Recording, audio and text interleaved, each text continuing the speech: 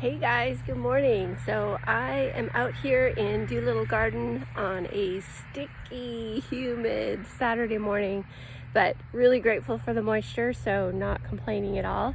But today what I'm going to do is I have been learning recently about swales, S-W-A-L-E-S, and that is a permaculture design concept that is based on sorry about that. And those big ugly red wasps just tried to land on my hand. Anyway, swales are a permaculture design concept based on trying to capture and retain rainwater in your garden. So it's actually, the concept is designed for regeneration, which is building natural forests. So swales can be done on smaller, large scales, but it's designed to capture rainwater runoff and hold it and give it a chance to soak into the ground. And basically it's for growing trees primarily, but you can use it in a garden because the concept is the same. You're just trying to capture. Also, you typically see swales on land that has a bit of a slope, and I don't think you see it as commonly on flat ground, which there is no such thing as totally natural flat ground, but this garden's pretty flat. So instead of doing big long, so swales will usually follow, they're meant to be flat, but they follow the contour of the ground. So I kind of had a hard time grasping that at first, what they were talking about. I kept saying on contour, and I didn't really know what that meant. And basically it just means, like, if your hill is like this, your swale just realized I can't do this one-handed. Your swale is going to go across the hill, so the swale itself is level, so it's capturing water evenly and distributing it evenly, but it's going to follow the contour of the hill. So I don't know if that makes sense. Here, because the land's kind of flat, I'm going to do a swale that's called a boomerang, and it's really just intended to just capture some water. It's kind of shaped, I don't know if you can see that, kind of like a boomerang instead of a long contoured line. And since it is primarily for trees, I'm actually going to try and do it right in front of my trees. So the idea is you have this dip and the water accumulates and then it percolates down into the soil, and you get these waves of moisture heading towards directly towards your plant or your tree roots.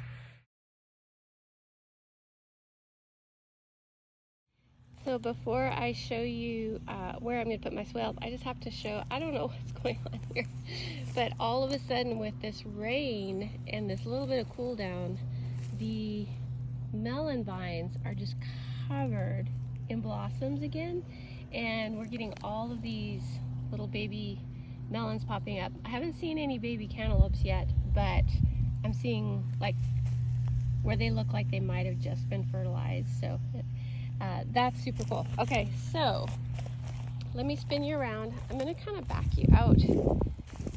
Sorry for this dizzy speed by. Okay, so if you have seen videos of our garden before, this is Doolittle Garden. It's about 40 by 50, and it's divided into 4 quadrants. So I call that back corner number 1, and it has a peach tree planted just beyond those tomatoes, and then the back right corner is quadrant number 2, and it has a pomegranate tree planted right back there, and then this front right corner is quadrant number 3, and it has a plum tree planted there right next to the guppy pond, which is totally getting shaded by melon vine right now, which I think is really cool. And there's our melon cage.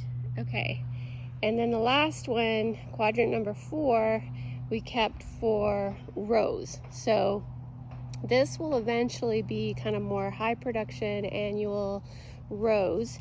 And just real quick, I did talk in a video, or maybe just a photo yesterday, about high intensive planting. So right now we have sweet potato vine in a couple of the rows, and that was mostly just done to get something in the ground with roots so that the plants were photosynthesizing and pulling nutrients down into the soil.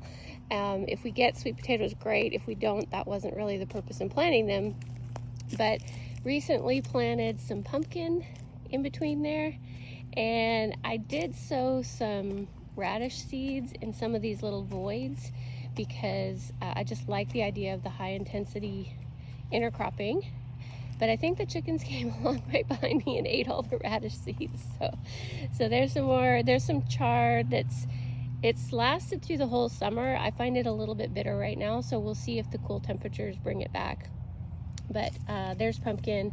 If we're lucky enough that any of the radish seeds survived the chickens, we'll have some really cool watermelon radishes coming up in here. But anyway, this is the rows. This one I've kept covered just because that was the way to keep the chickens off this row. Recently though, in between all these new okra plants, I planted a whole bunch of beets, and then we have some more chard there. I haven't tasted that one recently. I don't know if it's gone bitter, but it's still growing like gangbusters. And then we have kale that just keeps producing. But in between all those little okra plants are beets, and then some parsley that lasted all summer. So this is the rows. Because this is going to be rows, and I may even, right now it's 3 rows, I may eventually make these paths a little bit narrow and turn this into 4 rows. So I don't want to do a swale in this area, but let me show you in quadrant number 1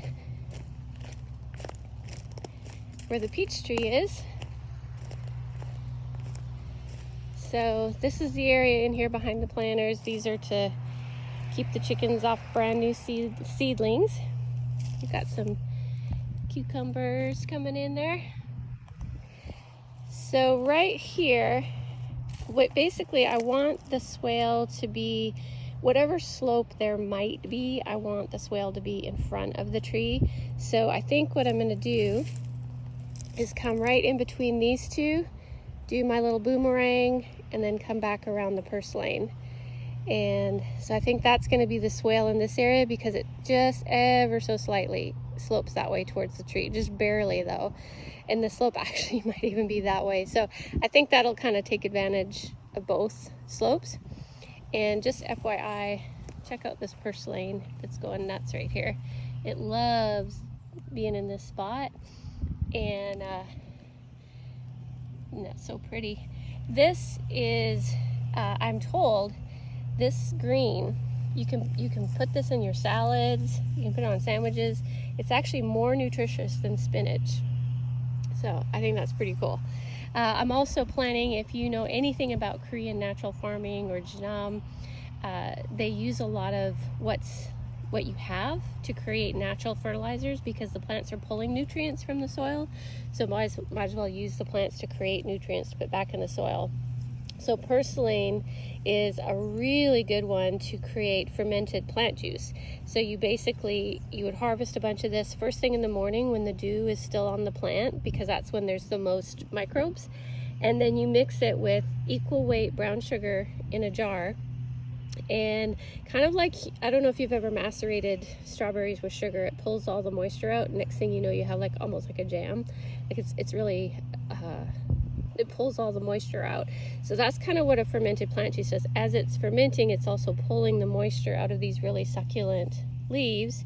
It's also taking all the microbiology that's all over it and fermenting it, and it creates a really powerful and natural fertilizer that then you would dilute and you can spray it on your soil and on your plants. So whatever parts of this doesn't end up in a salad is going to end up in my fermented plant juice. But anyway, so this will be swale number 1 that I'm going to work on today. And then over here in quadrant number 2, I showed you in another post, this is my rig to keep the chickens off my brand new planted melons that will hopefully trail up this tomato trellis. Here's the salvia that the bees have just been loving. It was so cute the other day. I came out and there's a great big fat fuzzy bumblebee just sleeping on one of these blossoms. Okay, so here is the pomegranate tree. That's another rig for my sunflower seedlings. So this one, I do think there's a little bit, it's kind of either going this way or this way a little bit. So I think what I'm going to do is come in behind these grapes and do the boomerang this way. But I want the bump to go that way, so I'll have to kind of work on that contour because I want this to be behind the swale. But I do know I'm going to come in behind the grapes here. So that would be number 2. And I have to show, oh, this is another purslane here. Check that out. So pretty. Okay, look at this. So I found these chairs sitting on someone's curb. They were put out. They're a little bit broken, but they totally work. And then Charlie got us this awesome stump. So is that not a perfect little side table? Or anyway, I wonder why my videos get so long. Okay, so quadrant number 3, and this is where the plum tree is. And the plum tree, he's been struggling a little bit. I don't think he's dying or anything, but he just hasn't put on the same amount of growth that the other two. The other two are really thriving. And it could be, and very likely is, this front corner of the garden had super compacted soil, and which means it's really hard. It's probably having a hard time, the roots are having a hard time penetrating. And also the garden does slope a little bit down towards that end, so you may not be getting as much water. So here I'm still working it out, but here I think we'll probably do our boomerang shape right here, right in front of this tree. And I would just want to be conscious of making sure I have pathways to get through, but I think that's going to be the best place. So already went too long. I wanted to show you what I was doing, and then hopefully, if my technology skills allow it, I will, in the next couple of seconds, you'll see a video of after these have been started.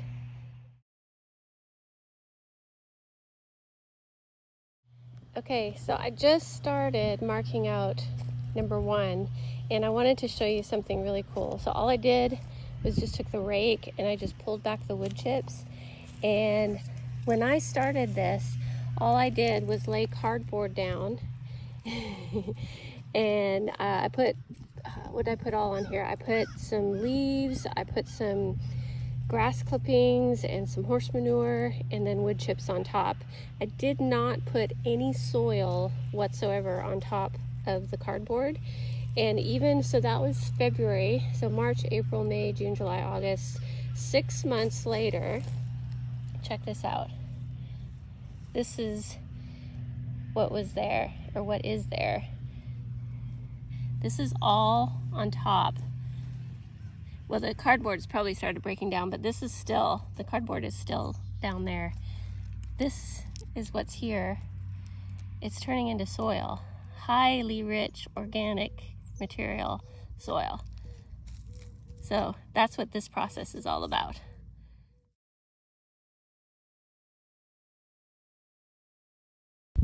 Over here, I just pulled out a big clump of clay, and I wanted to show you this as well. You see that little white stuff? Hopefully the camera will focus. That white stuff right there is called mycorrhizal fungi, and that is a fungus that gets attracted to the soil when it has high woody content, and it's super good for the soil. There's lots of beneficial microbes that will come in and eat that, and they poop out nutrients that your plants love. So it's a whole ecosystem, but one really good sign, I'm trying to get it to focus, is that mycorrhizal fungi.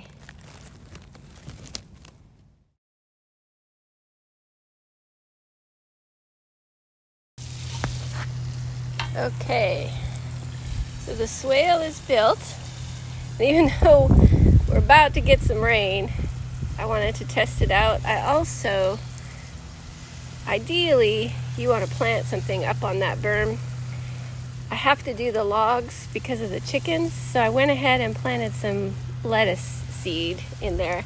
But you can tell, see how the water's collecting there and not there? So I think that means it's a little bit of a high spot there. So I will dig that out and make that more level.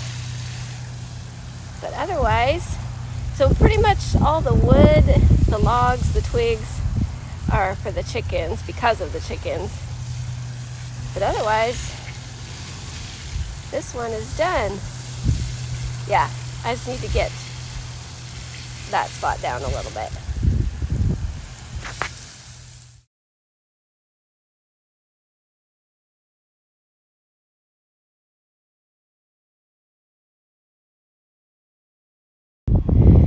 Well, I hope you can hear okay. It's a little bit windy. If the wind is too bad, I just won't include this video. But I am on quadrant number 3. I got 1 and 2 done. And I figured this one would be the toughest because it's always had the most compacted soil. And also, this one I did a little bit differently. I did the Morag Gamble version. And that was to put the leaf, the grass clippings, the manure, all that stuff under the cardboard, and then just put wood chips on top of the cardboard. Verdict's kind of out on whether I like that or not. A lot less soil production. What you're seeing as far as soil on top of here actually came from underneath. That's the native soil that's at the bottom of the trench.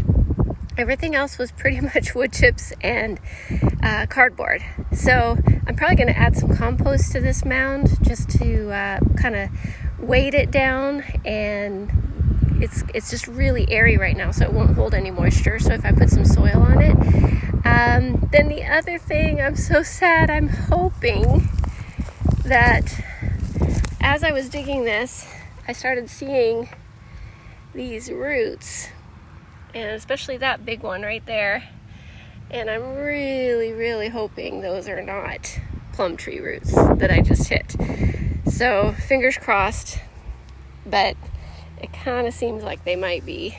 So hopefully that doesn't do too much damage, and maybe it's so happy with its new berm and water that it won't mind. But anyway, almost done number 3.